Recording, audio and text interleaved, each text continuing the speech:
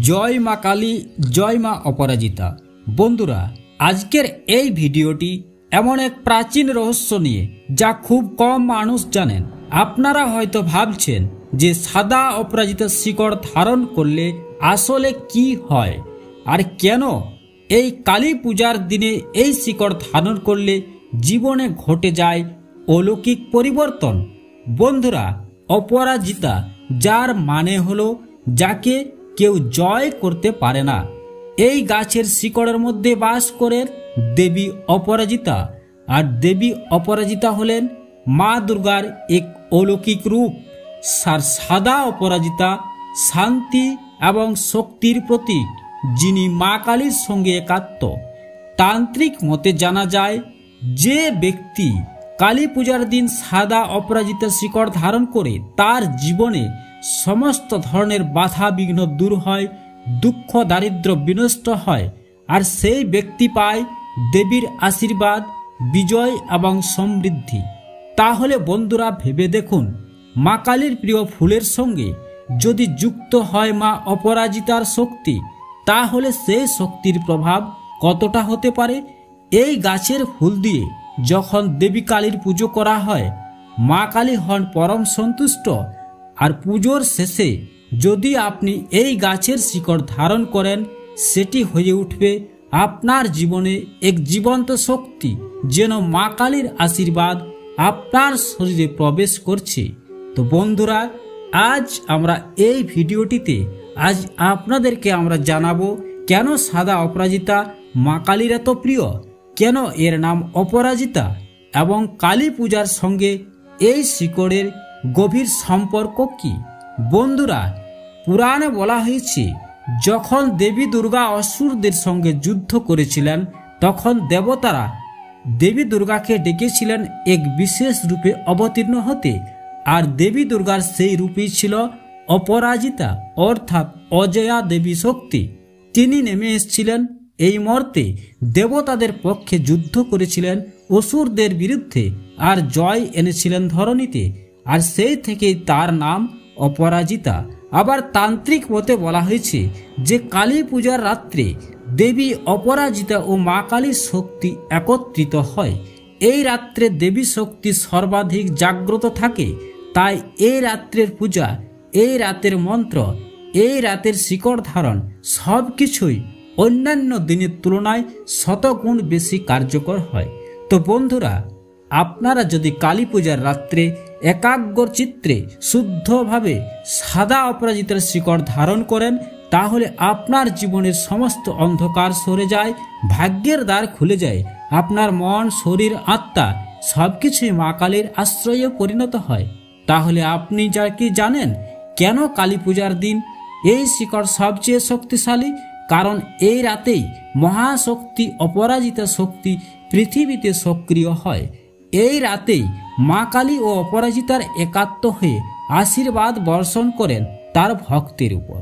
বন্ধুরা, তাহলে এই শিকড় ধারণ করার বেশ কিছু বিধি নিয়ম আছে, বেশ কিছু স্বাস্থ্যসম্মত নিয়ম আছে। তাহলে চলুন এই শিকড় কিভাবে ধারণ করবেন। সাদা অপরাজিতা ধারণের সঠিক শাস্ত্র মতো নিয়ম আছে, কারণ এই শিকড় যতই পবিত্র হোক না কেন, সঠিক নিয়মে না করলে তার ফল পাওয়া যায় না। তাই সঠিক নিয়ম মেনে শাস্ত্রসম্মতভাবে এই গাছের শিকড় ধারণ করলে জীবনের সমস্ত অন্ধকার দূর হয়। বন্ধুরা, তাই কালী পূজার আগের দিন সূর্যাস্তের পরে সাদা অপরাজিতা গাছকে আপনাকে নিমন্ত্রণ করতে হবে। মনে রাখবেন, নিমন্ত্রণ করার সময় গাছের গোড়ায় ধূপ দ্বীপ প্রদীপ জ্বালান, গাছের তলায় এক মুঠো আতপ চাল দিন, সিঁদুর দিন, কিছু ফুল দিন। তারপর গাছকে প্রণাম করে বলুন, হে বৃক্ষ দেবতা, কাল তোমার এক টুকরো শিকড় আমার বাড়ি নিয়ে যাব, তোমার আশীর্বাদ চাই। এই বলে মা অপরাজিতার নাম স্মরণ করে সেখান থেকে চলে আসুন। কোনোভাবেই কারোর সাথে কোনো কথা বলবেন না। এরপর পরের দিন অর্থাৎ কালী পূজার রাত্রি 10টার পর স্নান করে শুদ্ধ বস্ত্র পরিধান করে সাদা অথবা লাল পোশাক পরে সেই গাছের কাছে যান। গাছের কাছে যাওয়ার সময় যেন কেউ আপনাকে দেখে না ফেলে, এটা কিন্তু খুবই গুরুত্বপূর্ণ। গাছের সামনে 3 বার প্রণাম করে বলুন ওং রিং অপরাজিতায় নমঃ। এই বলে মনে মনে এই মন্ত্র বলার পর, মা তোমার আশীর্বাদে এই শিকড় আমি গ্রহণ করছি। তারপর খুব আস্তে আস্তে গাছের গোড়া থেকে সামান্য একটি টুকরো শিকড় তুলুন। শিকড় তুলে সেটি আপনার বাড়ি নিয়ে আসুন। এরপর গঙ্গা জল দিয়ে ভালো করে পরিষ্কার করে ধুয়ে নিন, কাঁচা দুধ দিয়ে পরিষ্কার করে ধুয়ে নিন। এরপর সেই শিকড়কে চন্দনের প্রলেপ লাগিয়ে লাল অথবা সাদা কাপড়ে মুড়ে ফেলুন এবং রাতভর দেবী কালীর পূজার কাছে দেবী কালীর চরণে এই শিকড় রেখে দিন। এছাড়া এটি আপনার ঠাকুর ঘরে ছবি বা মূর্তির সামনে রেখে এই উপায় করতে পারেন।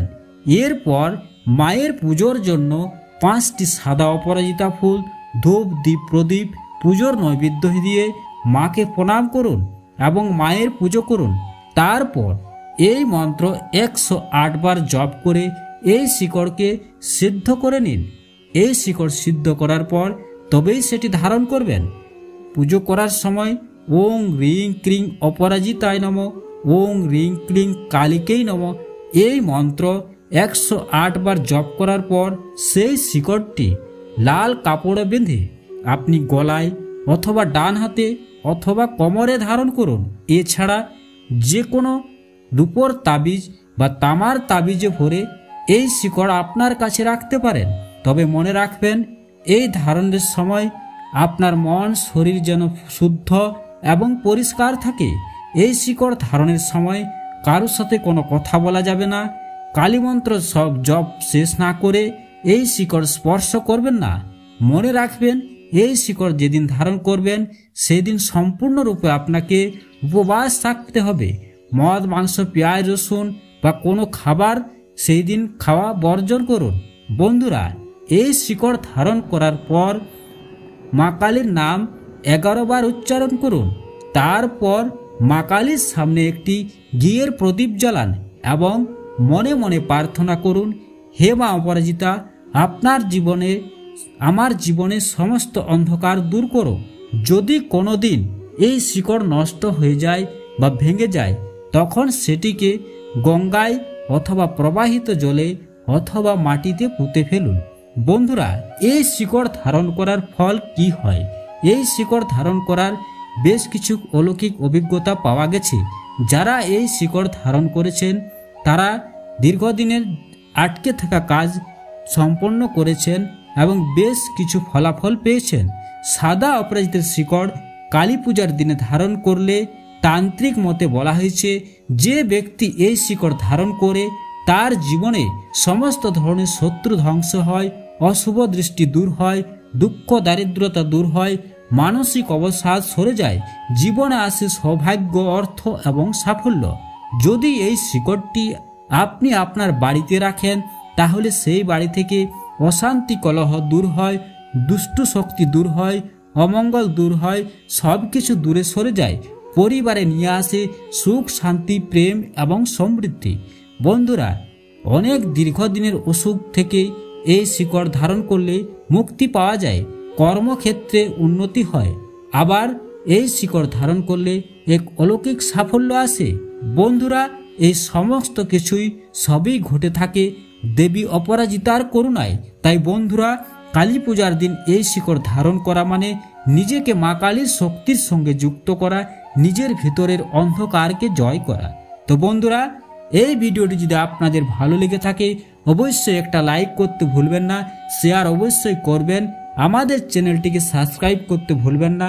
আজকের এই ভিডিও আমি এখানে শেষ করব। সকলে ভালো থাকবেন, সুস্থ থাকবেন এবং কমেন্টে জয় মা কালী, জয় মা অপরাজিতা অবশ্যই লিখে যাবেন, যাতে দেবীর আশীর্বাদ আপনার জীবনে প্রবেশ করে। বন্ধুরা, চলুন আজকের পর্বের এই ভিডিও এখানে শেষ করছি। সকলে ভালো থাকুন, ধন্যবাদ।